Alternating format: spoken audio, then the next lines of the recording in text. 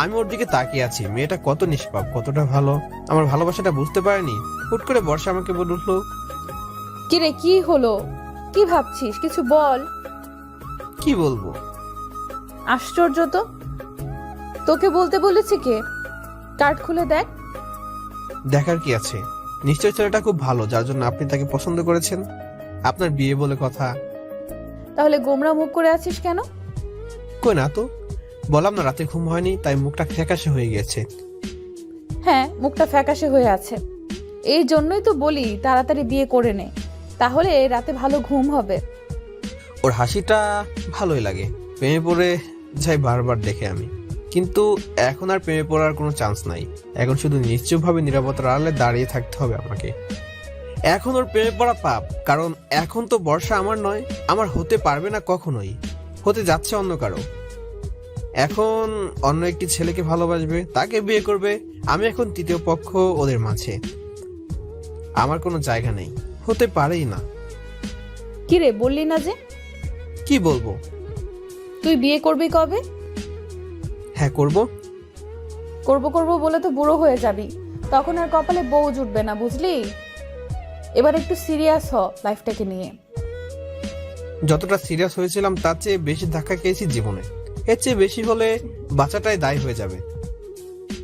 ও মা, এ আবার কি কথা? বাচ্চা দায় হবে কেন? সব সময় সিরিয়াস হলে ভালো? কিছু কিছু সময় একটু মজাও করতে হয়। তুই তো একদম বোরিং হয়ে যাচ্ছিস দিন দিন। ঠিক মতো হাসিস না, কারোর সাথে মিশিস না। এরকম হলে চলবে বল? আচ্ছা শোন, তুই তো বিয়ের কার্ডটা খুলে দেখলি না কিন্তু। দেখে নেবো বাড়িতে গিয়ে। আশ্চর্য, আমার সামনে দেখলে কি লজ্জা লাগে নাকি? লজ্জা লাগবে কেন? বলেছি তো বাড়িতে গিয়ে দেখে নেব। একটু খুলে দেখো না, ছেলেটার নাম কিন্তু খুব সুন্দর। ও তাই বুঝি? শুধু নামটাই না, ছেলেটাও কিন্তু দেখতে খুব সুন্দর। দাঁড়া, তোকে ফটোটা দেখাচ্ছি। কথাটা বলে বর্ষা ব্যাগ থেকে ফটোটা বের করতে লাগলো, আর ঠিক তখনই আমি দাঁড়িয়ে বললাম, ম্যাম আমার কিছু জরুরি কাজ আছে, আমি আজ আসছি, আরেকদিন কথা হবে। ওর উত্তরটা শোনার অপেক্ষা না করে আমি সোজা রুম থেকে বের হয়ে আসলাম। যদি আরেকটু ওর সাথে থাকতাম, আমার কষ্টগুলো অশ্রু হয়ে বেড়ে যেত চোখ দিয়ে। তখন কি উত্তর দিতাম ওকে? যদি প্রশ্ন করতো আমি কেন কাঁদছি, কি বলতাম ওকে? ওকে পেয়ে আবার হারানোর ব্যর্থতায় আমার চোখ দিয়ে পানি পড়ছে? না, কখনোই না। বর্ষা নতুন জীবন শুরু করতে যাচ্ছে, সুখী জীবন শুরু করতে যাচ্ছে। আমার তো কপালটাই খারাপ, আমি তো একটা দুঃখী। আমার সাথে ওকে একটুও মানাবে না। বর্ষা ওর যোগ্য সঙ্গী জীবনসঙ্গী বেছে নিয়েছে। আমি ওকে আমার এই ব্যর্থতার অনুভূতির কথাগুলো বলে ওর নতুন জীবনের বাধা হয়ে দাঁড়াতে চাই না। সুখে থাকুক, ভালো থাকুক এই প্রত্যাশা। আর আমি আমার এই কষ্টগুলো নিয়ে বেঁচে থাকবো, আল্লাহর কাছে দোয়া করব যেন আমার মৃত্যু হয় খুব জলদি। এই ব্যর্থতাময় কষ্ট নিয়ে বেঁচে থাকার চেয়ে মৃত্যু অনেকটা শ্রেয়। আমি গিয়ে আর আমার চেয়ারে বসলাম না, সোজা ক্যান্টিনে চলে গেলাম। ওখানে গিয়ে একটি টেবিলের মধ্যে বসলাম। ক্যান্টিনটা পুরো খালি, সবাই অফিসে কাজ করছে, লাঞ্চের সময় আসবে তাই। কোনো মানুষ নেই এখানে। আমার দু চোখে হাত দিয়ে অনুভব করলাম আমার চোখ আমাকে প্রশ্ন করেছে, আমি কি তোমার কষ্টগুলোকে চোখের অশ্রু হয়ে ঝরাতে পারি? সাথে সাথে গড়িয়ে পড়লো আমার গাল বেয়ে এক ফোঁটা জল। তারপর আরেক চোখ দিয়ে পড়তে থাকলো। দু চোখটা যেন এখন ঝর্ণা হয়ে গিয়েছে, কষ্টের ঝর্ণা। শুধুই কান্না, শুধুই কান্না, শুধুই কান্না দিয়ে আমার কষ্টের সমাপ্তি হবে। চিৎকার করতে ইচ্ছে করছে, আল্লাহকে বলতে ইচ্ছে করছে, কি করলে তুমি আমার সাথে? কেন করলে? কি অপরাধ ছিল আমার? কি দোষ করেছিলাম আমি তোমার কাছে? কেন কেড়ে নিলে তুমি আমার ভালোবাসাকে, আমার বর্ষাকে? আমার ভালোবাসার মাঝে তো কোনো খুঁত ছিল না। আমার কাছ থেকে কেন কেড়ে নিলে তুমি বর্ষাকে?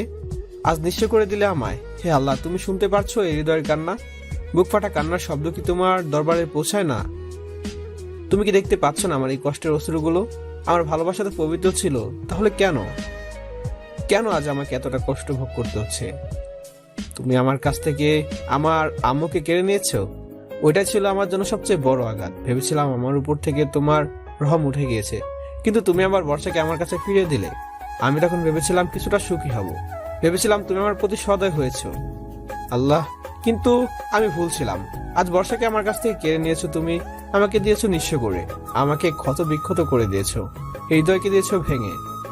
ভালো করেছো, কি দরকার আমার এই পৃথিবীতে বেঁচে থাকার? হে আল্লাহ, তুমি এতটা সদয় যখন আমার প্রতি হয়েছো, আর একটু সদয় হও। আমার এই দেহ থেকে আমার প্রাণটা চিরতরে নিয়ে নাও। এভাবে বেঁচে থাকাটা আমার জন্য এখন শাস্তি হয়ে দাঁড়িয়েছে। বেঁচে থাকার তো কোনো মানে নেই আল্লাহ, প্লিজ আমার প্রাণটা নিয়ে নাও। হৃদয়টা যখন ক্ষতবিক্ষত হয়ে গেছে তখন বেঁচে থেকে কি লাভ? আমার মরে যাওয়াই ভালো। আমি আর বাঁচতে চাই না। আমার নিঃশ্বাস বন্ধ করে দেও আল্লাহ তুমি। বেঁচে থাকাও যেন আমার জন্য এখন শাস্তি। আমি এখন জীবিত হয়ে মরার মতো বেঁচে আছি। খুব কাঁদছি, খুব। শুনেছি কাঁদলে নাকি মনটা হালকা হয়, ভালো লাগে, কষ্টগুলো ভুলে থাকা যায়। কিন্তু আমি তো জানি এই কান্নার কোনো সমাপ্তি নেই। কেঁদে কেঁদে সাগর বানিয়ে ফেললেও আমার কষ্টের সমাপ্তি হবে না, কারণ যে কষ্ট পেয়েছি তা অসমাপ্তই থেকে যাবে। আমার ভালোবাসার মতো আরো কাঁদতে ইচ্ছে করছে অনেক। হঠাৎ করে ক্যান্টিনের মধ্যে আফসার ভাই চলে এলেন। এসে দেখলেন যে আমার চোখে পানি, আমি কাঁদছি। উনি আমার কাছে খুব জলদি হেঁটে এসে আমার দুই কাঁধে হাত দিয়ে বললেন, অমর ভাই, কি হয়েছে আপনার? আপনি কাঁদছেন কেন? আপনি ঠিক আছেন? আমি চুপ করে আছি, চোখ দিয়ে পানি পড়ছে, কিন্তু কোনো উত্তর দিতে পারছি না। আফসার ভাই আরো বলে উঠলো, অমর ভাই কিছু বলুন, আপনি কাঁদছেন কেন? আমি খুব বোকা তাই না আফসার ভাই? মানে আমি কেন এতটা বোকা আফসার ভাই? কি বলছেন অপূর্ব ভাই? কি হয়েছে আপনার? যাকে হৃদয় থেকে বেশি ভালোবেসেছি আর সে আমার থেকে অনেক দূরে চলে গিয়েছে আফসার ভাই। কি বলছেন? কে চলে গেছে? আমি বোকা, আমি আসলেই বোকা। আমার মতো বোকা হয়তো এই পৃথিবীতে দ্বিতীয় একটা নেই। আমি নিজের মতো করে কি না কি ভেবে ফেলেছি, নিজের মতো করে আলাদা পৃথিবী সাজিয়েছি, নিজের মতো করেই ভালোবেসেছি। অথচ বোকার মতো একটিবারও ভাবিনি যে যাকে ভালোবেসেছি সে কি আমায় ভালোবাসে, সেও কি আমাকে পাগলের মতোই ভালোবাসে। একবারও ভাবিনি। তাই হয়তো আজকে কষ্টটা 1000 গুণ বেশি পেয়েছি। কি বলছেন? কি কি হয়েছে আপনার? হঠাৎ এসব কথা বলছেন? জানেন আফসার ভাই, আপনি আমাকে অনেকবার প্রশ্ন করেছেন যে আমি আপনার ম্যাডামকে ভালোবাসি কিনা। আসলে আপনাদের ম্যাডামকে আমি আজ নয়, অনেক দিন থেকে ভালোবাসি। এমনকি তাকে ছাড়া আমার জীবনে দ্বিতীয় কোনো মেয়ে নেই যাকে হৃদয় সিংহাসনে জায়গা দিয়েছিলাম। কিন্তু আজ সেই সিংহাসনে পা ভেঙে ফেলেছে আফসার ভাই। মানে আপনার ম্যাডাম আজকে আমাকে ডেকে নিয়ে কি জানিয়েছে জানেন? কি জানিয়েছি? তার বিয়ের খবর জানিয়েছে। তার বিয়ের কার্ড আমার হাতে ঝুলিয়ে দিয়েছে আর বলেছে কি জানেন, আমাকে একটা বিয়ে করতে। এসব আপনি কি বলছেন অপূর্ব ভাই? হ্যাঁ আফসার ভাই, ঠিক বলছি। আপনি ম্যাডামকে বলেননি কেন যে আপনি তাকে ভালোবাসেন? কি বলতাম, সে তো আমাকে ভালোবাসে না, শুধু আমি ভালোবেসেছি, তাও একতরফা। আর এটা আমার সবচেয়ে বড় ভুল ছিল। এখন বলে দিন যে আপনি তাকে ভালোবাসেন। আপনি কি পাগল হয়ে গিয়েছেন আফসার ভাই? কেন? কিভাবে বললে? আপনি তাকে বলে দিবেন যে আপনি তাকে ভালোবাসেন, আপনি ওনাকে বিয়ে করতে চান। যখন বর্ষা আমাকে বিয়ের কথাটা বলেছিল কতটা সুখী ছিল সে। ওর চোখে মুখে আনন্দের ছাপ ছিল। বর্ষা ছেলেটাকে নিজে থেকে পছন্দ করেছে, ওই ছেলেটাকে নিজের জীবনসঙ্গী হিসেবে পেতে চায়। আর আপনি বলছেন আমি গিয়ে ওর আনন্দের মধ্যে ব্যাঘাত ঘটাবো? কখনো না। ও খুশি থাক, ওর খুশিতে আমি খুশি। কিন্তু আপনি তো খুশি নেই অপূর্ব ভাই। থাকতে হবে, এটা ছাড়া কোনো উপায় নেই আফসার ভাই, কোনো উপায় নেই। আমার ভালোবাসা মৃত, আমার ভালোবাসা নিষ্প্রাণ, আমার ভালোবাসার কোনো দাম নেই, কোনোই দাম নেই। কথাটা বলে আমি আফসার ভাইয়ের সামনে দিয়ে সোজা ক্যান্টিন থেকে বের হয়ে এলাম। চোখটা মুছে নিলাম যাতে কেউ বুঝতে না পারে আমি কেঁদেছি। তারপর নিজের চেয়ারে গিয়ে ফাইলগুলো নিয়ে ঘাটাঘাটি করতে লাগলাম। কাজটা করতে একদম ইচ্ছে করছিল না। তারপর কষ্টগুলোকে ভুলে থাকার যত সম্ভব কাজে মন দিতে চেষ্টা করি, কিন্তু পারছি না। ফাইলগুলো খুলছি আর ফাইলের কাগজগুলোর উপর আমার চোখের পানি ফটফট করে পড়ছে। ফোটা ফোটা পানিতে কাগজগুলো একদম ভিজে গিয়েছে। চোখ দিয়ে অন্ধকার দেখছিলাম, কিছু দেখতে পারছিলাম না। দু চোখ শুধুই অশ্রু দিয়ে ভরা ছিল। কেউ আমায় দেখছে না, আমি কি করছি বসে বসে কেউ না, শুধু আফসার ভাই আমার দিকে তখন তাকিয়ে আছেন। উনি আমায় লক্ষ্য করলেন যে আমি কাঁদছি। হঠাৎ পিয়ন এসে বললো বর্ষা নাকি আমায় ডাকছে। চোখের পানিগুলো মুছে একটু নর্মাল হওয়ার চেষ্টা করলাম। তারপর আবার রুমে গেলাম। ম্যাম আসবো? হ্যাঁ আয়। আমায় ডেকেছিলেন? বিয়ের কার্ডটা দেখেছিস? না এখনো দেখিনি, দেখে নিব বাড়িতে গিয়ে। কথাটা শুনে বর্ষার মুখটা মলিন হয়ে গেল। তারপর মলিন মুখটা নিয়ে বলল, আচ্ছা শোন, বিয়ের কিন্তু আর 6 দিন বাকি। বিয়ের সব কেনাকাটায় কিন্তু তোকে আমার সাথে থাকতে হবে, বুঝেছিস? হ্যাঁ বুঝতে পেরেছি। আমার সব জুয়েলারি, গয়না, শাড়ি সব কিন্তু তুই চয়েস করে দিবি, ঠিক আছে? হ্যাঁ অবশ্যই, আপনার বিয়ে বলে কথা, তা তো দিতেই হবে। আচ্ছা ঠিক আছে, এখন যা। তবে অফিসে যাওয়ার সময় দেখা করে যাস, কিন্তু তোর সাথে কথা আছে। আচ্ছা, কথাটা বলে আমি বাইরে চলে এলাম। বুকের মধ্যে এতগুলো কষ্ট নিয়ে কিভাবে জোর সাথে কথা এগুলো হেসে বললাম তা আমি বুঝতে পারছিলাম না। অফিস শেষ হয়ে গেল। বর্ষা বলছিল ওর সাথে দেখা করে যেতে, কিন্তু যাইনি। সোজা বাড়িতে চলে এসেছি। এসে বিছানায় শুয়ে পড়লাম। ঘুমাতে চেষ্টা করেছি, হয়তো 2 দিন ঘুমাতে পারিনি বর্ষাকে হারানোর ভয়। কিন্তু আজ আর কিসের ভয়? আজ তো বর্ষা চিরতরে আমার জীবন থেকে হারিয়ে গিয়েছে। আজ একটু শান্তির ঘুম দিতে চাই। আজ ঘুমিয়েছি খুব ভালোভাবে। নিঃসঙ্গ রাতের সঙ্গে ছিল আমার চোখের পানিগুলো। চোখের পানি গাল বেয়ে বালিশের উপর পড়ছিল। বালিশটা ভিজে গিয়েছে আমার অশ্রু পানিতে। বর্ষার বিয়ের খবরটা যেন আমার পৃথিবীটাকে উলট পালট করে দিয়েছে। ভাবতে পারছি না বর্ষাকে আমি চিরতরে হারিয়ে ফেলেছি। হঠাৎ কলিং বেলের শব্দে আমার ঘুমটা ভেঙে গেল। উঠে গিয়ে দরজাটা খুললাম। দরজাটা খুলতে দেখি বর্ষা দাঁড়িয়ে আছে। এরপর বর্ষা আমাকে বলল, গুড মর্নিং। কিরে, তোর নাকি ঘুম হয় না, আর বেলা 10টা পর্যন্ত এখনো ঘুমাচ্ছিস? আজব তো। আমি বর্ষার কথা শুনে ঘড়ির দিকে তাকিয়ে সত্যি সত্যি দেখি 10টা বাজে। ও সরি, আসলে ভোর রাতে চোখটা লেগে আসছিল। ভোর রাতে চোখটা লেগে এসেছিল মানে? তুই সারা রাত ঘুমাসনি? আসলে ঘুম আসছিল না। ঘুম আসে না কেন? তোর কি হয়েছে রে? আমি কিভাবে বলবো বর্ষা, তুমি আমার নিদ্রাহীনতার কারণ, একমাত্র তুমি। কিরে, কথা বল। তুই ঘুমাস না কেন? বলতে পারবো না। আচ্ছা, আমিও অফিসের জন্য দ্রুত রেডি হয়ে নিচ্ছি। হ্যাঁ, রেডি হয়ে নে, তবে অফিসের জন্য নয়। মানে? আজকে অফিসে যাব না। তাহলে কোথায় যাব আজকে? আজকে কোথায় যাব মানে? তোকে কালকে বলেছিলাম না অফিস থেকে বের হওয়ার সময় আমার সাথে দেখা করে যাবি? তুই গেলি না কেন? আসলে মনে ছিল না। মনে ছিল না? বুদ্ধু যেন কোথাকার। তাড়াতাড়ি রেডি হয়ে নে। কিন্তু যাব কোথায়? উফ, তুই না বেশি প্রশ্ন করিস। কালকে তোকে বলেছিলাম না বিয়ের আর 6 দিন বাকি, বিয়ের শপিং করতে হবে না? মানে? তোকে বলেছিলাম না আমার শপিং তুই করে দিবি, আমার সব কিছু তুই চয়েস করে দিবি। আসলে ম্যাম, আমার ভালো লাগছে না আজকে, প্লিজ অন্যদিন। একদম না, আজকেই তুই আমার সাথে যাবি। কিন্তু? কোনো কিন্তু না। আচ্ছা, বিয়ের কার্ডটা দেখেছিস? জি দেখেছি। নামটা সুন্দর না? হ্যাঁ, খুব সুন্দর। আর তুই তো ছেলেটাকে দেখিসনি এখনো। সেদিন তোকে এই ফটোটা দেখাতে চেয়েছিলাম, কিন্তু তুই চলে এলি। দাঁড়া, তোকে ছেলের ছবি দেখাচ্ছি। আসলে আমি বিয়ের কার্ডটা ছুঁয়েও দেখিনি। কথাটা বলে বর্ষা ওর ব্যাগ থেকে একটা ছবি বের করলো। তারপর আমার সামনে ধরলো। দেখলাম শার্ট প্যান্ট পরা একটা লম্বা ছেলের ছবি। দেখতে খারাপ নয়, ভালোই। হ্যান্ডসাম না ছেলেটা? তাই দেখেই আমার পছন্দ হয়ে গেছে। হ্যাঁ, আপনার সাথে খুব মানাবে ওকে। তারপর ছবিটা ওর ব্যাগে রেখে আমায় বলল, এবার যা, তাড়াতাড়ি ফ্রেশ হয়ে নে, আমি এখানে অপেক্ষা করছি। কথাটা বলে ও বিছানার উপর ঝাপটি মেরে বসে পড়ল। কি আর করার, ও যা জেদি মেয়ে, আমার কোনো কথাই শুনবে না। যদি ওর সাথে যেতে ইচ্ছে করছিল না, কিন্তু যেতেই হবে ওর সুখের জন্য, ওর আনন্দের জন্য। কি ভাগ্য আমার, যাকে ভালোবেসে বিয়ে করবো ভেবেছিলাম, আজ তার বিয়ের শপিং করতে যেতে হবে আমাকে, তাও বাধ্য হয়ে। কিন্তু তার বিয়েটা আমার সাথে হচ্ছে না তো। বা হঠাৎ করে আমার দিকে মুখ ফিরিয়ে বলল, তুই এখনো দাঁড়িয়ে আছিস? তোকে যেতে বলেছি না? তাড়াতাড়ি যা, শপিং করব। আমার কিন্তু দেরি হয়ে যাচ্ছে এবার। আচ্ছা যাচ্ছি। এই কথাটা বলে আমি ওয়াশরুমে গিয়ে ফ্রেশ হয়ে নিলাম। ফ্রেশ হয়ে বাইরে এসে দেখি বর্ষা আমার জন্য ব্রেকফাস্ট তৈরি করেছে। এসব কি? এসব আমার মাথা আর কলিজা। দেখতে পাচ্ছিস না এটা সকালের নাস্তা? কিন্তু কিন্তু কি? হ্যাঁ, কিন্তু কি? আমি বানিয়েছি। আমার হাতে ব্রেকফাস্ট পছন্দ না? আমি জানি তো সকালবেলা না খেয়েই তুই বেরিয়ে পড়িস, তাই তোর জন্য ব্রেকফাস্টটা বানিয়ে নিলাম। এবার খেয়ে তাড়াতাড়ি রেডি হয়ে নে। আমি বর্ষার কথা শুনে ওর দিকে অবাক দৃষ্টিতে তাকিয়ে আছি। কেন এমন করলো বর্ষা? কেন আমার ছেড়ে চলে গেলে তুমি? তোমার মধ্যে এতটা যত্ন করে কেউ কি আমাকে খাওয়াবে কখনো? কে আমার এতটা কেয়ার করবে? কে আমাকে ভালোবেসে খাইয়ে দেবে?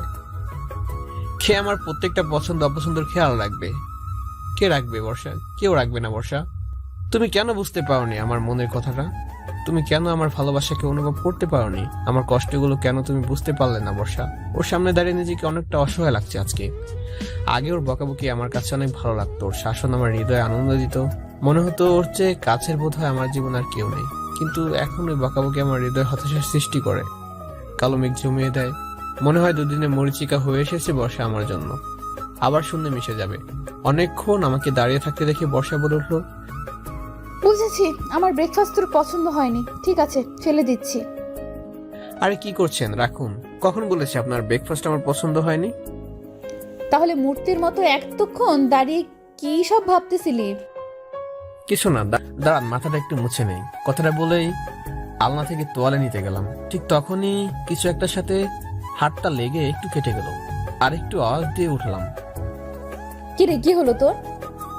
হাতটা একটু কেটে গিয়েছে। অপূর্ব, তুই এতটা বেখায়ালি না, একটু দেখে কাজ করবি না? তারপর একটা কাপড় দিয়ে আমার হাতটা বেঁধে দিল আর বলল, তোয়ালেটা আমার কাছে দে, আমি তোর মাথা মুছে দিচ্ছি। এই কথাটা বলে বর্ষা আমার হাত থেকে তোয়ালেটা নিয়ে নিল। এরপর খাটের উপর উঠে আমার মাথাটা মুছে দিচ্ছে। আমি একটু লম্বা বলে ওর হাত নাকি আমার মাথায় যায় না। আগে যখন আমার মাথা মুছে দিয়েছিল তখন ওর দিকে শুধু তাকিয়েছিলাম। খুব আপন মনে হয়েছিল ওকে। কিন্তু এখন ওর মাঝে আমার মাঝে কতটা দূরত্ব সৃষ্টি হয়ে গিয়েছে, কতটা পরপর লাগছে ওকে আজ। মনে হচ্ছে ও তো আজ আছে, কাল আবার অন্য কারো হাত ধরে চলে যাবে। অজানা কোনো পথে নতুন কোনো জীবনে প্রবেশ করবে বর্ষা। আমি মাথা নিচু করে আছি, কারণ ওর দিকে তাকাতে সংকোচ লাগছে আমার। এরপর আমার মাথাটা মুছে দিয়ে ও বলল, নে, মাথা মুছে দিয়েছি, এবার ব্রেকফাস্ট করে নে। আমি মাথা নাড়িয়ে বললাম, হ্যাঁ।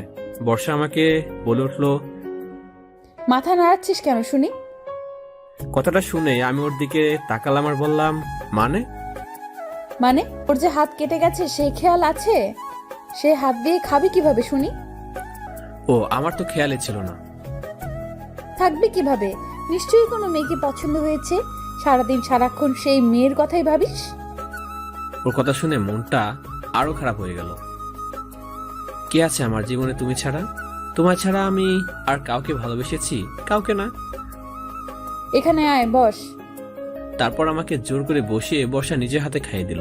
ও আমায় খাইয়ে দিচ্ছে আর আমি শুধু ওর দিকে তাকিয়ে আছি।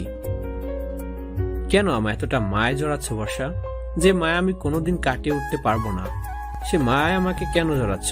কষ্ট হয় বর্ষা, তোমাকে হারিয়ে অনেক কষ্ট হবে আমার। এরপর আমাকে খাইয়ে দিয়ে বলল, নে, এবার রেডি হয়ে নে, তাড়াতাড়ি। শপিং মলে ঢুকেই একটা বড় ক্লথ স্টোরে চলে গেলাম। সেখানে গিয়ে তো আমি পুরোই অবাক। সেখানে মামা মামি, ছোট মামি, নানু, ছোট ভাই বোনেরা সবাই শপিং করছে। হয়তো বর্ষার বিয়ের শপিং করতে এসেছে সবাই। আমাকে দেখি বড় মামি বলল, এসেছিস বাবা? সে কখন বর্ষাকে পাঠিয়েছি তোকে আনার জন্য, আর মেয়েটা তোকে নিয়ে এখন এলো? না মামি, আসলে আমার দেরি হয়ে গিয়েছিল। আচ্ছা, এখানে বস। এরপর বড় মামি দোকানদারকে বলল, আচ্ছা, ওই শেরওয়ানিটা দেখান তো। তারপর দোকানদার একটা শেরওয়ানি মামির হাতে দিল। মামি ওই শেরওয়ানিটা আমার গাড়ির সাথে মিলে দেখছি ঠিক আছে কিনা। কি করছো মামি, শেরওয়ানি আমার গাড়ির সাথে মিলাচ্ছ কেন? ছেলেটার ছবি দেখিসনি? তোর মতো লম্বা চোরা, তোর মতো রোগা সোগা। ছেলে তো এখন আমেরিকায়, কিন্তু ছেলেকে একটা শেরওয়ানি দিতে হবে না? তাই তোর মাপে কিনছি। দেখি দেখি, একটু ঘুরতো। মামি আমার মাপে শেরওয়ানিটা কিনলো। কি ভাগ্য আমার, যাকে ভালোবাসি, যাকে ভালোবাসতাম তার হৌবারের শেরওয়ানিটা অবশেষে আমার মাপে কিনতে হলো। অথচ আমার এই শেরওয়ানিটা পরার কত ইচ্ছে ছিল বর্ষাকে বিয়ে করবো বলে। সবে এখন মরিচিকা হয়ে গেছে আমার কাছে। আচ্ছা, বর্ষার বরের ছবি দেখেছিস? হ্যাঁ দেখেছি। কেমন হয়েছে ছেলেটা? বর্ষার সাথে মানাবে না? হ্যাঁ মামি, খুব মানাবে। আমি জানতাম বর্ষা ওই ছেলেটাকে পছন্দ করবেই। আমি মাথা নিচু করে আছি। এরপর বর্ষা আমায় ডেকে নিল। এই অপূর্ব, এখানে আয় তো একটু। আমি ওর কাছে গিয়ে বললাম, জি বলুন। আচ্ছা, কোন শাড়িটা নিলে ভালো মানাবে বলতো? আপনার পছন্দ মতো একটা নিন। আশ্চর্য, তুই বল না কোন শাড়িটা নেব, লালটা না নীলটা? আমি ওর হাতে লাল শাড়িটা তুলে দিলাম। বললাম, এই লাল শাড়িতে আপনাকে খুব মানাবে। লাল শাড়ি? কিন্তু তোর নীল পছন্দ। বর্ষা, তোমাকে আমার বউ করবো বলে নীল শাড়িতে দেখার খুব ইচ্ছে ছিল, কিন্তু আমার এই পছন্দের আর কোনো মানেই হয় না। তারপর আমি বললাম, আসলে মেয়েদেরকে বিয়ের সময় লাল শাড়ি পরলে ভালো লাগে। আমি তো এমনি বলেছিলাম সেদিন। আচ্ছা ঠিক আছে, তাহলে এইটাই নেই। এরপর বর্ষা দোকানদারকে বলল, আচ্ছা ভাই, এই লাল শাড়িটা প্যাক করে দিন। এরপর বর্ষা আমাকে জুয়েলারি দোকানে নিয়ে গেল। ওর পছন্দের মতো কয়েকটি গয়না কিনলো। অবশ্যই আমার পছন্দের কথা জিজ্ঞেস করেছিল, আমি হ্যাঁ না এর মধ্যে উত্তর দিতে চেয়েছিলাম, ব্যাস। শপিং করা শেষ হলে আমরা পুরো ফ্যামিলি মিলে একটা বড় রেস্টুরেন্টে গিয়ে বসলাম। শপিং করতে করতে দুপুর হয়ে গিয়েছিল, তাই দুপুরে লাঞ্চ আমরা সবাই একসাথে রেস্টুরেন্টে করব। সবাই একটি বড় ডাইনিং টেবিলে বসলো। আমি গিয়ে নানুর পাশে বসলাম, চুপ করে বসে রইলাম, কোনো কথাই বললাম না। কিরে অপূর্ব এত চুপচাপ কেন? আসার পর থেকে কেমন চুপচাপ রয়েছে। অপূর্ব, বাবা সকালে নাস্তা করেছিস? হ্যাঁ করেছি। করবে না মানে? নিজের হাতে জোর করে খাইয়ে দিয়ে এসেছি। জানো, ওনার সকালে প্রায় সময় নাস্তা করে না, বুদ্ধু একটা। এই খবরদার, আমার নাতিকে একটাও খারাপ কথা বলবি না। আমার অপূর্বের মতো লক্ষ্মী ছেলে এই পৃথিবীতে দ্বিতীয় একটা আছে নাকি? ওরে বাবা, কেন দাদি, তোমার নাতি কি সোনা দিয়ে মোড়ানো? সোনা নয়, সোনা নয়, হীরা দিয়ে মোড়ানো আমার অপূর্ব, হীরার টুকরা নাতি আমার। দেখো দাদি, এই হীরা আবার চুরি না হয়ে যায়। কথাটা শুনে সবাই হাসাহাসি করতে লাগলো। আমি চুপচাপ বসে রয়েছি। নানু আমায় চুপচাপ বসে থাকতে দেখে প্রশ্ন করলো, কি রে অপূর্ব, এত চুপ কেন নানু? মন খারাপ নাকি? না নানু, এমনি। সে কখন থেকে দেখছি তোকে চুপচাপ করে বসে থাকতে, কথা বলছিস না, কি হয়েছে? কিছু না নানু, এমনি কথা বলতে ইচ্ছে করছে না। এরপর ওয়েটার খাবার নিয়ে এলো। বড় মামি একে একে সবাইকে খাবার সার্ভ করছে, সবাই খাচ্ছে, কিন্তু আমার একটুতেও খেতে ইচ্ছে করছিল না। আসলে মানুষের মন যখন কালো মেঘে ছেয়ে যায়, মানুষের বাহ্যিক চাহিদাটুকু কমে যায়, তখন আমি খাচ্ছি না দেখে নানু আমায় বলল, কি রে অপূর্ব, খাচ্ছিস না কেন? ইচ্ছে করছে না। কেন? এটা আবার কেমন কথা? খেতে ইচ্ছে করছে না নানু। আচ্ছা দাঁড়া, আমি তোকে খাইয়ে দিচ্ছি। প্রয়োজন নেই নানু, আমি খেয়ে নেব। কোনো কথা নয়, চুপ করে বসে থাক, আমি খাইয়ে দিচ্ছি। এরপর নানু আমাকে জোর করে খাইয়ে দিল। বর্ষা দেখে ছোট মামাকে বলল, দেখেছো যাচ্ছ, কচি খোকা একটা, নিজের হাতে খেতে পারে না, ওনাকে খাইয়ে দিতে হয়। বর্ষা তোকে দুগালে দুইটো থাপ্পড় বসিয়ে দিব। ও আমার হাতে খাচ্ছে বলে তোরা তো হিংসে হচ্ছে কেন? হিংসা হবে না কেন? আমার তো 2 দিন পরে বিয়ে হয়ে যাচ্ছে, যদি আদর করে খাইয়ে দিতে হয় তাহলে আমাকে দেবে, ওকে দিচ্ছ কেন? আহ বর্ষা, চুপ করে খাতো, খাওয়ার সময় এত বেশি কথা বলতে নেই। একদম লাল মরিচ, হিংসুটা কোথাকার। নানি নাতির ঢং দেখে আর বাঁচি না।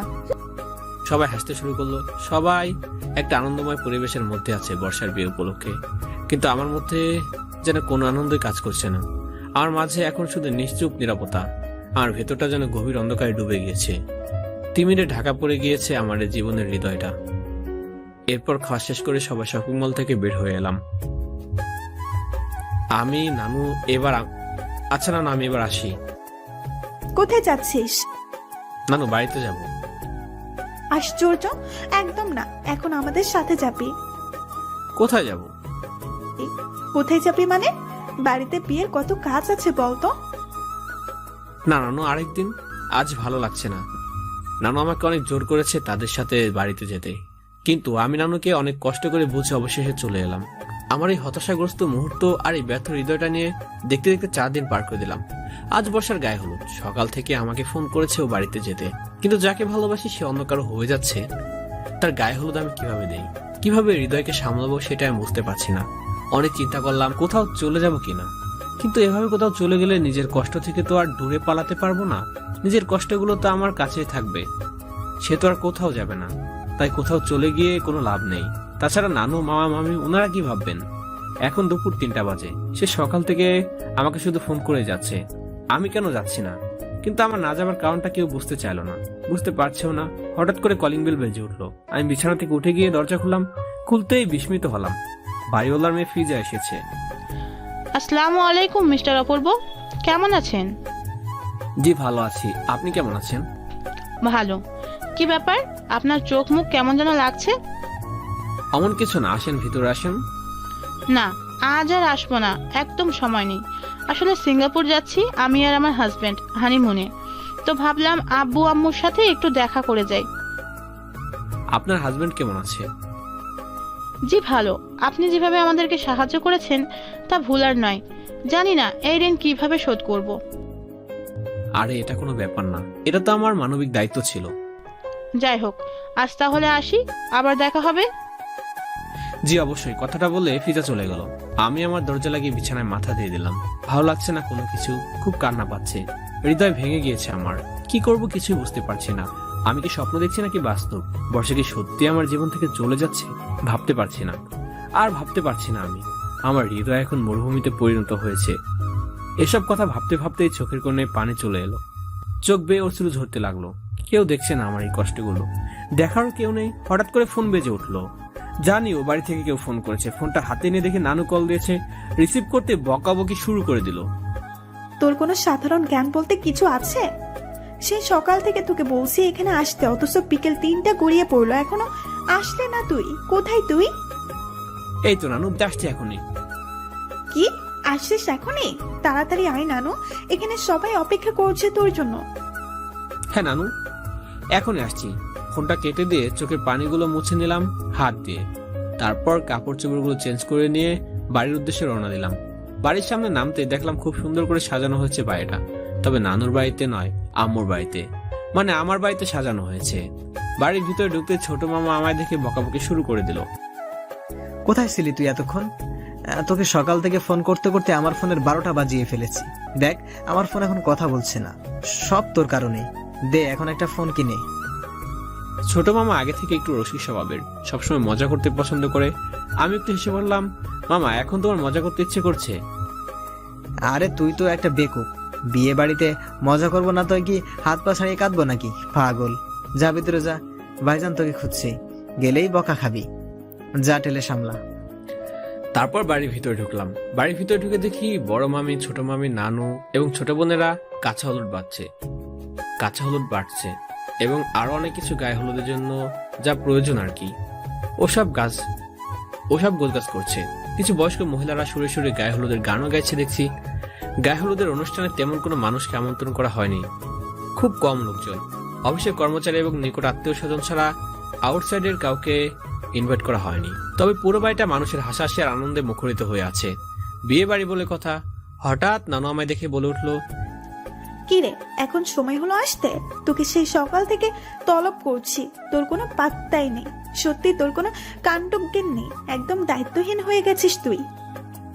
এসেই আবার বকাবকি শুরু করে দিল। নানু ভালো লাগছে না একদম, আর বকাবকি করবে না তো? না, বকাবকি করব না। এরকম কাণ্ডজ্ঞানহীন হলে চলে? ছাড় তো আমার গলা, ছাড়, ভালো লাগছে না। এরকম করছো কেন? এরকম করব না, সেই সকাল থেকে তোকে ডাকছি আর তুই এখন এসেছিস। এসেছি তো, এবার থামো। হঠাৎ বড় মামি এসে বলল, আহ মা, ছেলেটাকে আর বকবেন না তো। ওখানে হলুদ বাট্টা হয়ে গেছে, কিভাবে কি করতে হবে আপনি কি গিয়ে একটু দেখেন, ওরা সবটা সামলাতে পারছে না। এরপর নানু চলে গেল। মামি আমায় বলল, হ্যাঁ রে বাবা, কি হয়েছে তোর? সকাল থেকে তোকে ফোন করা হচ্ছে, আর তুই এখন এলি কেন? মামি তুমি আবার শুরু করে দিও না তো, শরীরটা ভালো লাগছে না, তাই আসতে একটু দেরি হয়েছে। সে কি কথা, জ্বর হয়েছে নাকি? দেখি দেখি। না না, জ্বর হয়নি, এমনি। আচ্ছা ঠিক আছে, এখানে বস, তোর বড় মামা এক্ষুনি চলে আসবে। কথাটা বলে মামি চলে গেল ওদের সাথে হাত মেলাতে। সোফায় গিয়ে বসতেই ভাই বোনেরা এসে আমার কাছে বসে কিছুক্ষণ গল্পগুজব করলো।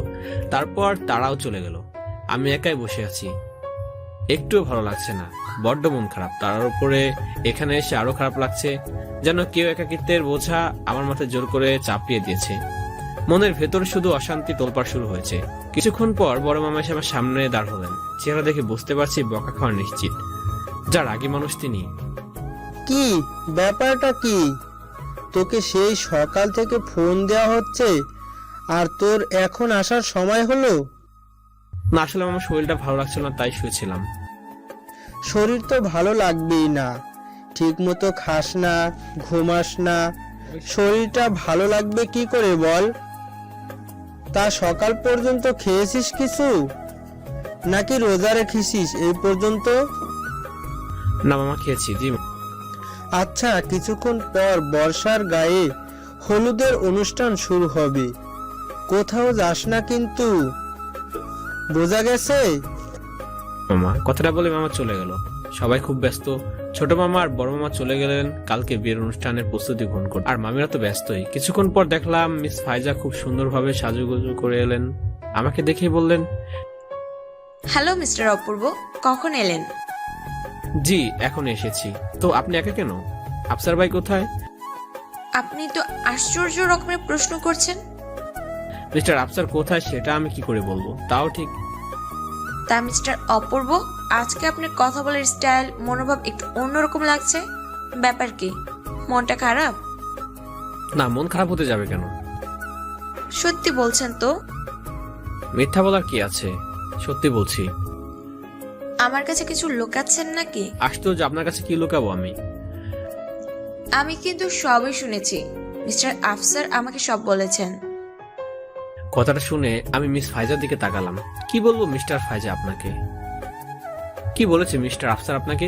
মিস ফাইজা একটি লম্বা দীর্ঘশ্বাস নিয়ে বলল, বলেছে। কি বলেছে? আপনার মনের কষ্টগুলোর কথা বলেছে। মানে কিছু বুঝলাম না। আমাদের ম্যাডামকে যে আপনি ভালোবাসেন অথচ বলতে পারেননি, এই কথাই মিস্টার আফসার আমাকে বলেছেন। মিস ফাইজার মুখে কথাটা শুনে আমি মাথা নিচু করে সোফায় বসে পড়লাম। মিস ফাইজাও আমার পাশে বসে বললেন, কেন বলতে পারলেন না আপনি আমাদের ম্যাডামকে আপনার অনুভূতির কথাগুলো? তারপর মিস ফাইজার কোনো প্রশ্নের উত্তর না দিয়ে আমি বর্ষার কাছে চলে গেলাম। গিয়ে দেখি ওর বান্ধবীর ওর পাশে বসে আছে। আমাকে দেখে সবাই রুম থেকে চলে গেল। তারপর বর্ষা আমায় বলল, কিরে তুই কোথায় ছিলি এতক্ষণ? আমি শুধু ওর দিকে তাকিয়ে রয়েছি। কত সুন্দর লাগছে মেয়েটাকে হলুদ শাড়িতে, যা মানিয়েছে না বর্ষাকে। তার উপর আবার গাঁদা ফুলের মালা। অসাধারণ লাগছে মেয়েটাকে। এক কথা আকাশ থেকে নেমে আসা পড়ি। কিরে তুই আমার প্রশ্নের উত্তর দিচ্ছিস না কেন? আর এভাবে তাকিয়ে আছিস কেন? আমাকে কি দেখতে খারাপ লাগছে? না না, আপনাকে অনেক সুন্দর লাগছে, অনেক। তা কোথায় ছিলি এতক্ষণ? সকাল থেকে তোকে কতবার ফোন দেওয়া হয়েছে, এলি না কেন? শরীরটা ভালো লাগছিল না তাই। বর্ষা আমার দুই গাল আলতো করে হাত দিয়ে বলল, কি হয়েছে তোর? মনটা খারাপ কেন? আমি কখন বললাম আমার মন খারাপ? বলতে হয় নাকি? কাছের মানুষরা মুখ দেখলেই বলতে পারে কখন তার মন খারাপ আর কখন তার মন ভালো থাকে। বল আমায়, কি হয়েছে তোর? কিছু না। বল না রে, আমার কাছে বল। কেন তোর মন খারাপ? কেন মুখটা এত গোমরা করে রাখিস সব সময়? বললাম তো কিছুই হয়নি। আচ্ছা অপূর্ব, একটা কথা বলবো তোকে। বলুন। বল তুই আমার কথা রাখবি? আগে বলুন না। রাখার মতো হলে অবশ্যই রাখবো। তুই না আমাকে আর আপনি করে ডাকিস না রে, আমার খুব খারাপ লাগে। এই কথাটা শুনে বর্ষার দিকে খুব অবাক দৃষ্টিতে তাকালাম। কেন? তাহলে কি কি বলে ডাকবো আপনাকে? তুমি বলে ডাকবে। কথাটা শুনে আমি একটু হাসলাম। মনে মনে চিন্তা করলাম, তুমি বলে ডাকার অধিকারটা তো আগে থেকেই তুমি কেড়ে নিয়েছো। কিভাবে সেই অধিকারটা আমি আদায় করব? তা তো সম্ভব নয়। কিরে তুই হাসলি কেন? আপনার কথা শুনে। আমি হাসার মতো কি বললাম? আপনি আর তুমির মধ্যে অনেকটা পার্থক্য, জানেন তো? আকাশ পাতাল তফাৎ। তারপরও আমাকে তুমি বলে ডাকবি? তোর মুখ থেকে আপনি শব্দটা শুনতে আমার আর ভালো লাগে না, খুব পরপর মনে হয়। সম্ভব না। কেন সম্ভব না? সে অধিকার আমার নেই। আমি এত কিছু জানি না, তুই আমাকে আর কোনো দিন আপনি বলে ডাকবি না, ব্যাস। ওর মুখে কথাটা শুনে আর বুকটা যেন ফেটে যাচ্ছে, চোখ দুটো যেন কান্না করতে চাইছে। কিভাবে যে তোমাকে তুমি বলে ডাকবো বর্ষা, তা তো সম্ভব নয়। আমি কিভাবে নিজেকে সামলাবো তুমি চলে যাওয়ার পর? আমার হৃদয়কে তুমি ভেঙে দিয়ে চলে যাচ্ছ। প্লিজ বোঝার চেষ্টা করো, আমি যে তোমাকে ছাড়া বাঁচবো না। ওর দিকে গভীর দৃষ্টিতে তাকিয়ে আছি। কি রে, কিছু বল। আমি আসি এখন। কোথায় যাচ্ছিস? কিছু কাজ আছে। কথাটা বলে আমি চলে আসবো। বর্ষা পিছন থেকে ডাক দিল, তোকে একটা কথা বলার ছিল। প্লিজ না, এখন না, অন্য কোনো সময় শুনবো। কিন্তু প্লিজ আমি এখন আসি। কথাটা বলেই আমি রুম থেকে চলে আসলাম। চোখটা আমার পুরোই ভিজে গিয়েছে নোনা পানিতে। আর কিছুক্ষণ ওর সামনে দাঁড়িয়ে থাকলে আমার চোখ দিয়ে পানি ঝরে যেত। নানুর ঘরে এসে বসলাম। খুব কাঁদছে এখন, চোখ দিয়ে শুধু পানি ঝরছে। অশ্রু যেন থামবে না। আমার বুকের ভেতরটা ফেটে যাচ্ছে। কেন আমার সাথে এমন হলো? আমি কেন আমার ভালোবাসার মানুষটাকে পেলাম না? আমার পৃথিবীটা যেন উলটপালট হয়ে গিয়েছে। হঠাৎ নিচ থেকে নানু আমায় ডাকলো। নানুর ডাক শুনে আমি চোখটা মুছে নিলাম। এরপর নিচে চলে গেলাম। দেখলাম গায়ে হলুদের স্টেজে বর্ষা বসে আছে। এবার এক এক করে সবাই ওকে হলুদ লাগাবে। প্রথমে নানু ওকে হলুদ লাগিয়ে দিল, তারপর বড় মামা, বড় মামি, ছোট মামা, ছোট মামি, আত্মীয় স্বজন সবাই ওকে হলুদ লাগালো। এরপর আমার পালা। আমি গিয়ে ওর পাশে হালকা করে বসলাম। তারপর হাতে একটু হলুদ নিয়ে আলতো করে ওর গালে লাগিয়ে দিলাম। বর্ষা আমার দিকে কেমন ভাবে যেন তাকিয়ে আছে। বর্ষা কি যেন বলতে চেয়েছিল আমায়, কিন্তু আমি তখন না শুনে চলে এসেছি। ওর চেহারার দিকে তাকালেই যেন আমার কান্না পায়, যেন নিজেকে আর সামলে নিতে পারি না। তাই বেশিক্ষণ দেরি না করে আমি উঠে চলে এলাম। তারপর আনন্দ, নাচ, গান। একটি বিয়ে বাড়িতে যেমন পরিবেশ হওয়া দরকার ঠিক তেমনই, তবে ওই পরিবেশে আমার নিজেকে কেমন জানি বেমানান লাগছিল। তাই কিছুক্ষণ ওইখানে বসে থাকার পর আমি কাউকে কিছু না জানিয়ে সোজা আমার ঘরে চলে আসি। চলে আসতে নানুর ফোন। কি রে, তুই কোথায়? নানু, আমি বাসায় চলে এসেছি। আশ্চর্য, কেন? নানু ভালো লাগছিল না তাই। তো নানু, এখন রাখছি প্লিজ, কথাটা বলে কেটে দিলাম। এরপর নিজের বিছানায় এসে মুখ থুবড়ে পড়লাম। বালিশের কোণে মুখ লুকে খুব কাঁদলাম। কষ্টগুলো কান্না হয়ে ঝরে যাচ্ছিল। হৃদয়টা ফেটে যাচ্ছিল কষ্টের বেত্রাঘাতে।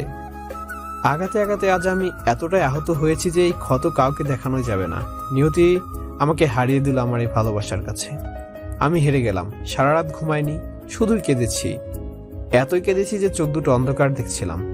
সকাল হতে মামা ফোন করে ও বাড়িতে তাড়াতাড়ি যেতে বলল। যেতে ইচ্ছে করছিল না, কিন্তু বাধ্য হয়ে যেতে হলো। গিয়ে দেখলাম পুরো বিয়ে বাড়ি মানুষের কোলাহলে পড়লো। আমি যে বাড়ির ভেতরে ঢুকেছি সেটা কেউ খেয়াল করেনি। আমি গিয়ে সোজা নানুর রুমের সোফায় মাথাটা দিয়ে বসলাম। হঠাৎ কেউ একজন আমার মাথায় হাত দিয়ে স্পর্শ করলো। মাথাটা তুলে তাকাতেই দেখি নানু। কিরে নানু, কখন এলি? এই তো এখন এসেছি। কি হয়েছে তোর? মনটা খারাপ কেন? কিছু হয়নি নানু, এমন।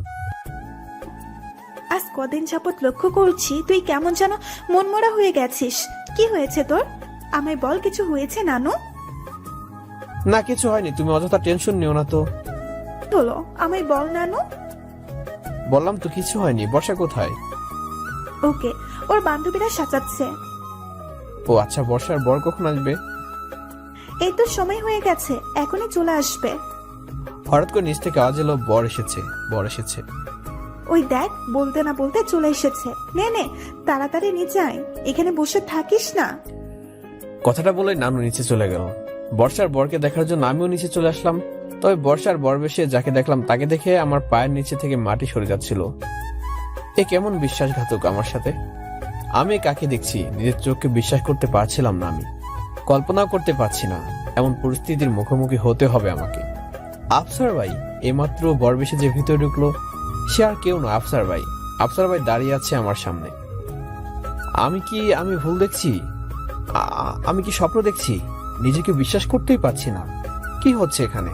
আফসার ভাই ভিতরে ঢুকে আমার সামনে এসে মুসকি মুসকি হাসছে, কিন্তু রাগে আমার শরীরে রক্ত যেন মাথায় চড়ে গিয়েছে।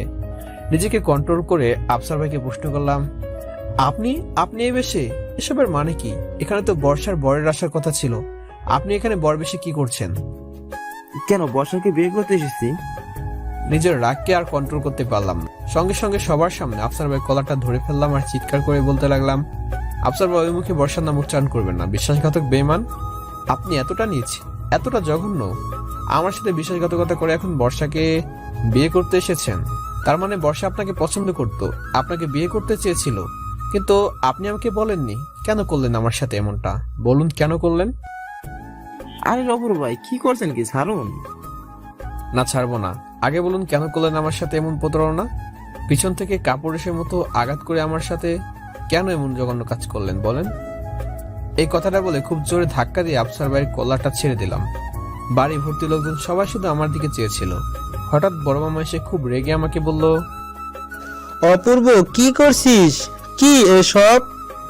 কি হয়েছে তোর? আমি মাথা নিচু করে চুপ করে আছি। মামা আবার আমাকে বলল, তুই কোনো বর্ষার হবু বরের গায়ে হাত দিলি বল আমায়? বড় মামি, নানু, ছোট মামা, ছোট মামি, বাড়ি ভর্তি সব লোকজন আমার দিকে চেয়ে রয়েছে। কি হলো, উত্তর দিচ্ছিস না কেন? কেন এরকম করলি? কথাটা বলে মামা আমায় থাপ্পড় দেওয়ার জন্য হাত উঠিয়ে ফেললো আর আমি ভয় পেয়ে চোখটা বুজে ফেললাম।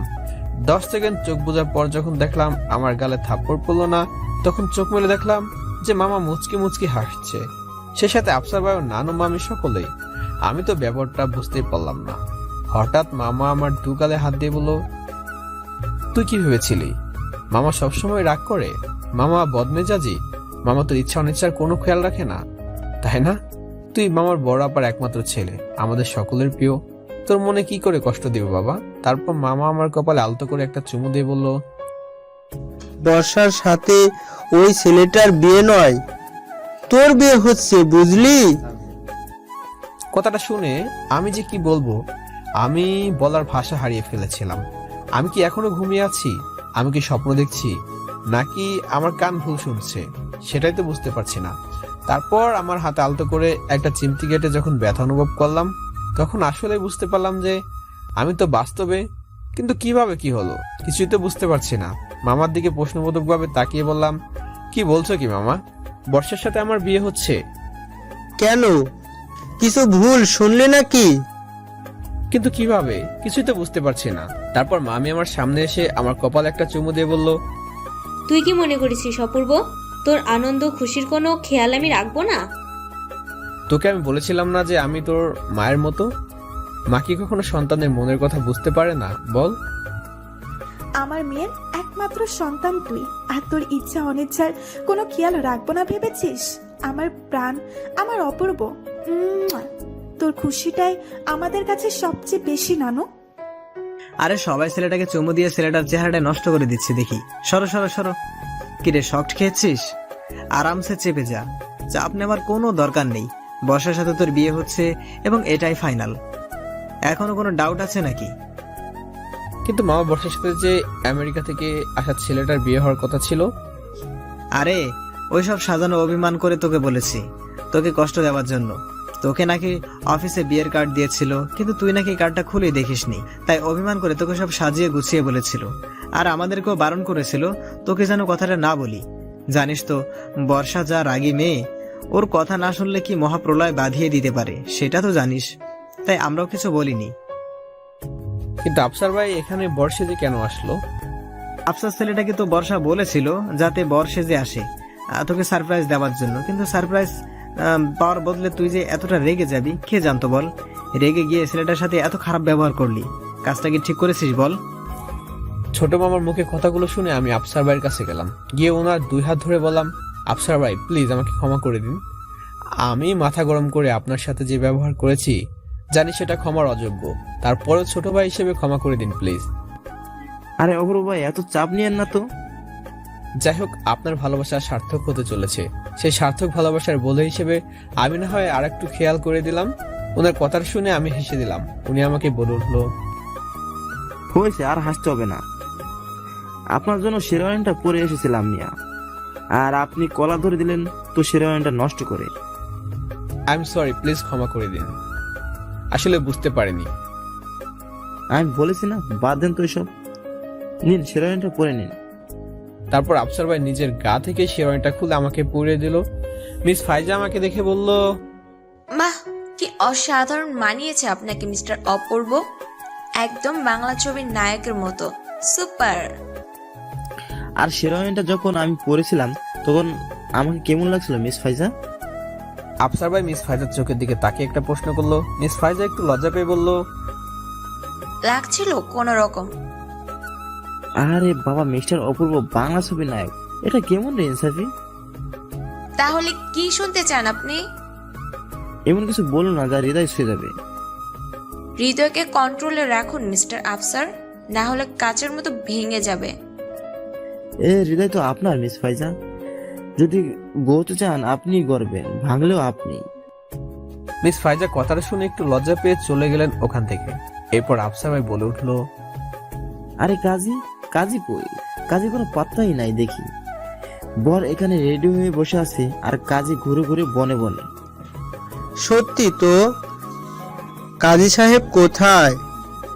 কিছুক্ষণ আগেই তো এখানে ছিল, কোথায় গেল এখন? তোমরা ব্যস্ত হচ্ছ কেন? কাজী সাহেব বর্ষার কাছে গেছেন ওর সম্মতি নিতে। ও তাই বলো, আমি তো ভেবেছিলাম চলেই গেছেন। জানো কি অলক্ষণে কথাবার্তা বলছিস তুই? চলে যাবে কেন? তারপর আফসার ভাই আমার হাত ধরে নিয়ে গেল বিয়ের স্টেজে। সেখানে গিয়ে বসালো আমাকে। মামারা ব্যস্ত হয়ে গেলেন মেহমানদের আপ্যায়নে, আর মামিরা গেলেন বর্ষার কাছে। তা অপূর্ব ভাই কেমন লাগছে এখন? চেহারাটা কি অবস্থা করেছেন মিয়া, বুঝতেই পারছি খুব কেঁদেছেন। আমি আফসার ভাইয়ের কথা শুনে শুধু মুস্কি মুস্কি হাসছি, আর হাসি দেখে আফসার ভাই বলল, হাসেন হাসেন, এখন তো হাসারই সময়। আমার এক পাশে আফসার ভাই আর এক পাশে মিস ফাইজা বসে আছেন। অফিসের আরো সহকর্মীরা বসে আছেন আমার সাথে, আমাকে নিয়ে হাসি ঠাট্টা করছেন, মজা করছেন। কিছুক্ষণ পর কাজী সাহেব এলেন, বড় মামা নিয়ে আসলেন তাকে।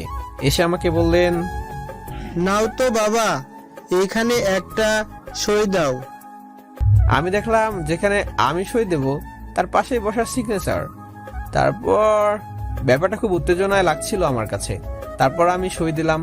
আইন অনুযায়ী বিয়ে হওয়ার পর শরীয়ত মোতাবেক বিয়ে হলো। এবার আমাকে 3 কবুল বলতে বললো, আমিও 3 কবুল বললাম। এরপর কাজী সাহেব ঘোষণা করলো শরিয়া মোতাবেক আজ থেকে আমি আর বর্ষা স্বামী স্ত্রী। এরপর আমাদের নবদম্পতি সুখী দাম্পত্য জীবনের প্রত্যাশায় দোয়া হলো।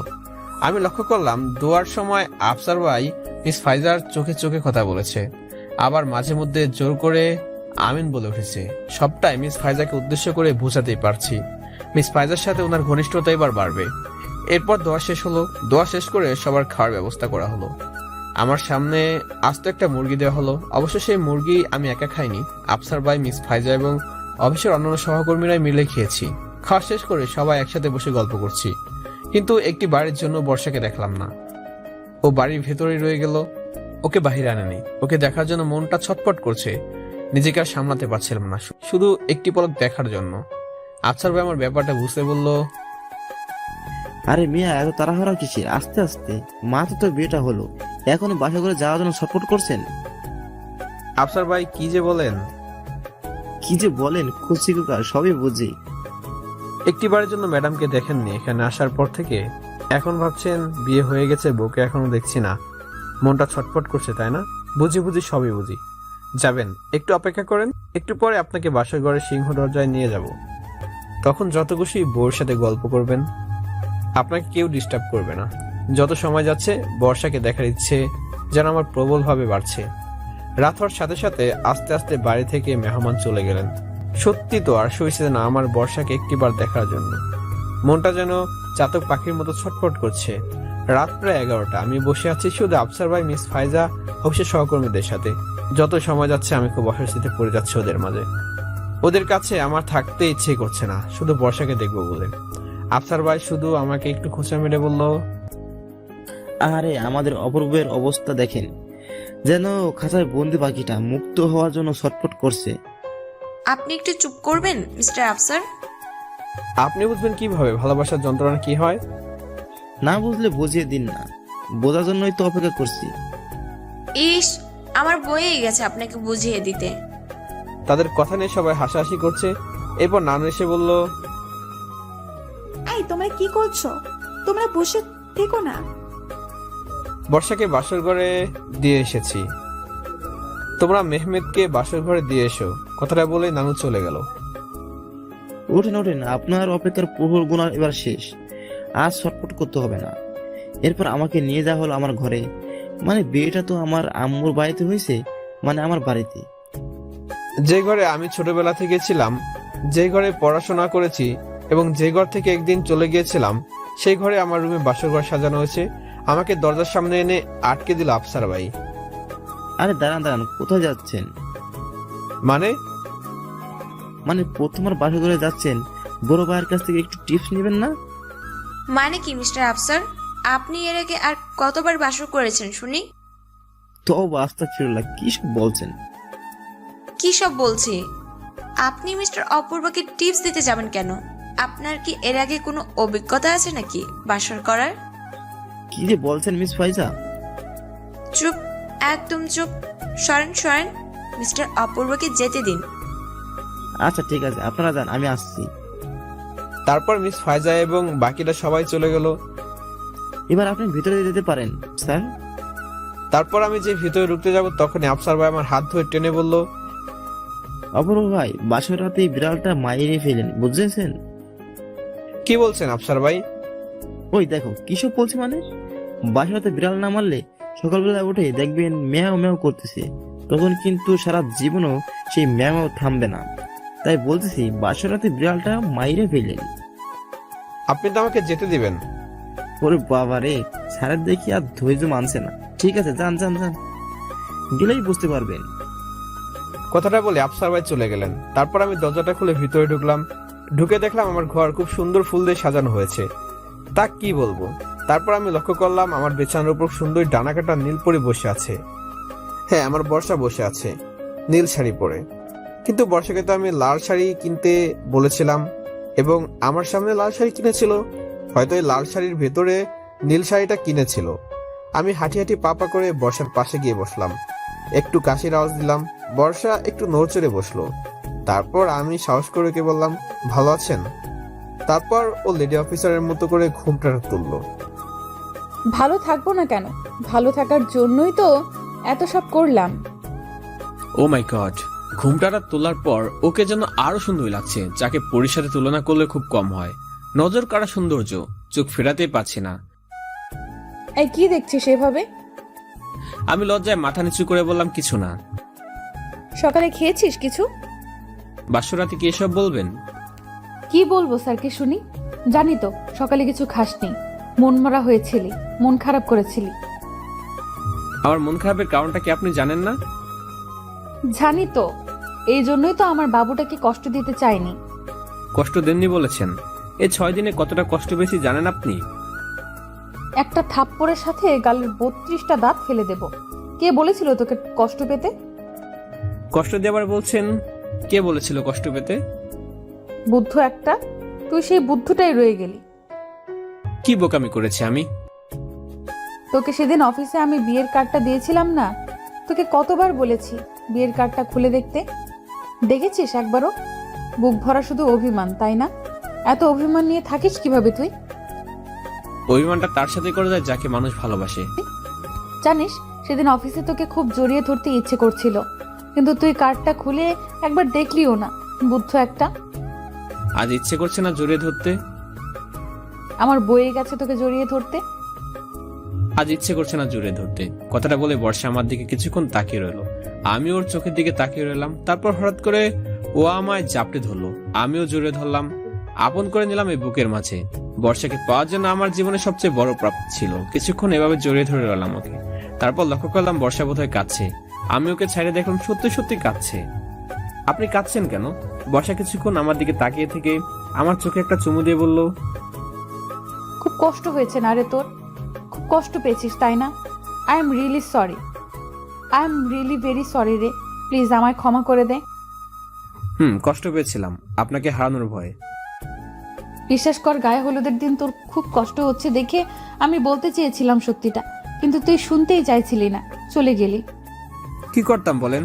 আপনাকে এতটাই ভালোবেসে ফেলছিলাম যে নিজেকে সামলে উঠতে পারছিলাম না। খুব কষ্ট হয়েছে তাই না?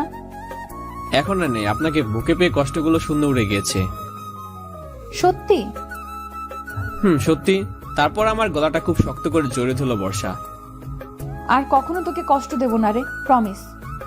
কোনোদিন তুই কষ্ট পাবি না, দেখে নিস। জানি তো আপনি কোনোদিন আমায় কষ্ট দিতে পারবেন না, কারণ আমার সুখের উৎস, আনন্দের উৎসটা আপনিই। ইস, কি কথা! কেন, আপনার পছন্দ হয়নি আমার কথা? মিস ফাইজা তো আমার কথাগুলো খুব পছন্দ করে। এরপর বর্ষা আমায় ছেড়ে বলল, কি বললি তুই? এই শোন, আমায় ছাড়া যদি অন্য কোনো মেয়ের দিকে তাকিয়েছিস না, একদম চোখ তুলে নেব। তাকাবো না কেন? আপনি কি বলেছেন আমাকে কোনোদিন ভালোবাসেন? বুদ্ধটা বলে কি, মেয়েরা কখনো আগে ভালোবাসার কথা বলে? গাধা একটা। কেন, কোনো দলিলে লেখা আছে যে মেয়ে আগে ভালোবাসার কথা বললে মহাভারত অশুদ্ধ হয়ে যাবে? দেখ, ছেলেরা আগে ভালোবাসার কথা জানায়, মেয়েরা নয়। জানাবে কি করে? কারণ ছেলেদের ভালোবাসা সাগরের মতো হয়, অনেক বিশাল। সত্যি করে বলুন তো, আমার থেকে আপনি কি আমায় বেশি ভালোবাসতে পারবেন? কখনোই না। আমি আপনাকে যে কতটা ভালোবাসি তা কখনোই কোনোভাবে প্রকাশ করা যাবে না, যাবেই না। এতটাই গভীর ভালোবাসা। তারপর বর্ষা আমার কপালে একটা চুমু দিয়ে বলল, কি বলতে চাস তুই? মেয়েরা ভালোবাসতে জানে না? কি বাবু বাবু করছেন? জানি তো আমার বাবুটা অনেক ভালোবাসে আমায়। বাবু নয় তো কি, সবসময় অভিমান করে থাকিস বাচ্চাদের মতো। আচ্ছা একটা কথা বলুন তো, আপনি তো আমার সামনে লাল শাড়ি কিনেছিলেন, তাহলে নীল শাড়ি পেয়েছেন কি?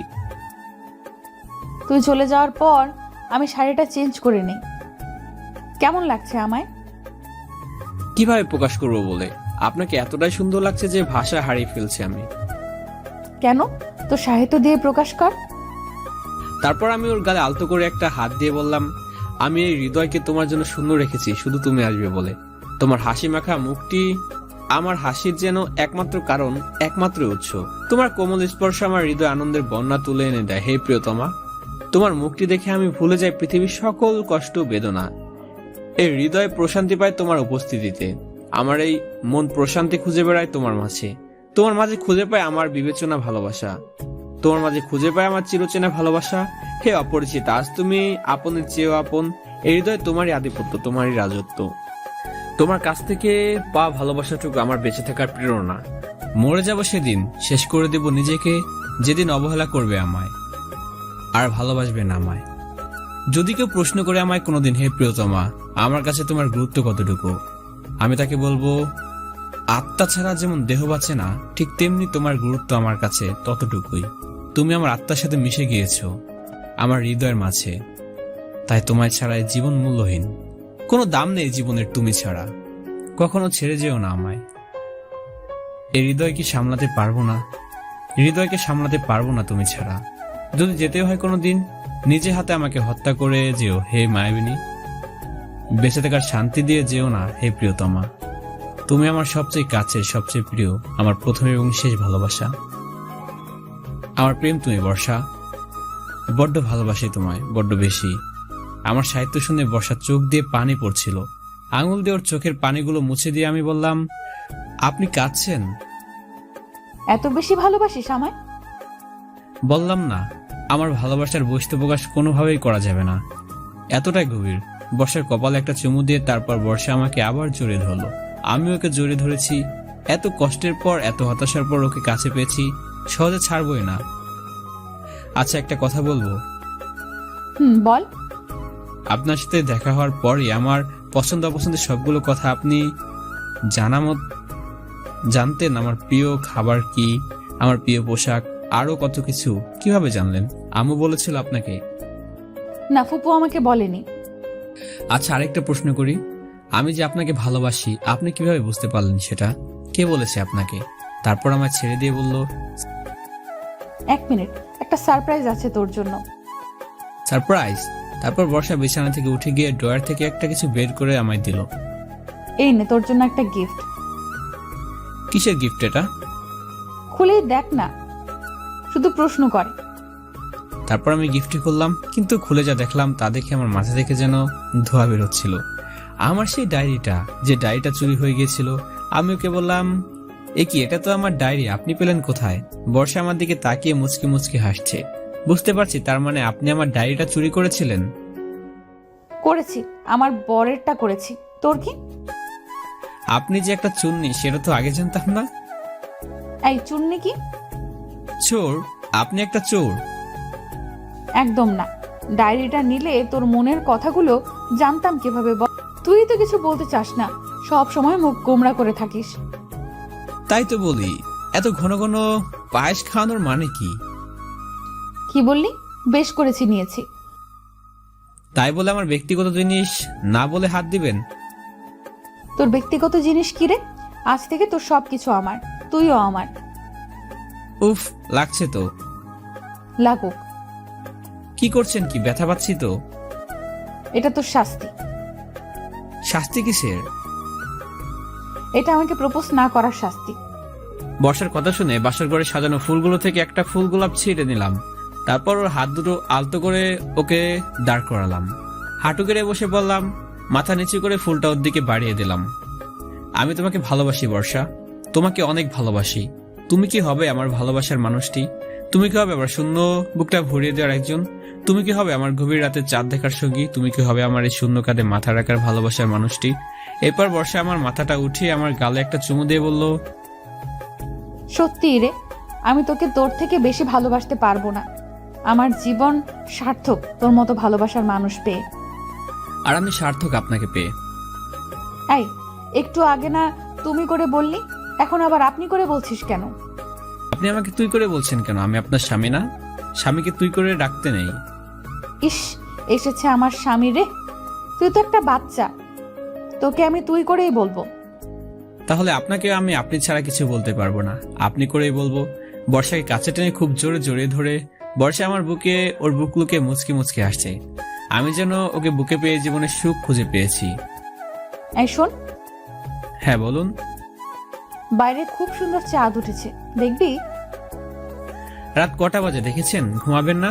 তারপর আমার বুকে মাথাটা উঠিয়ে বলল, আজ রাতে কোনো ঘুম না, সারা রাত শুধু গল্প করব, বুঝলি? তারপর আমার হাত ধরে টানতে টানতে বেলকুনিতে নিয়ে গেল।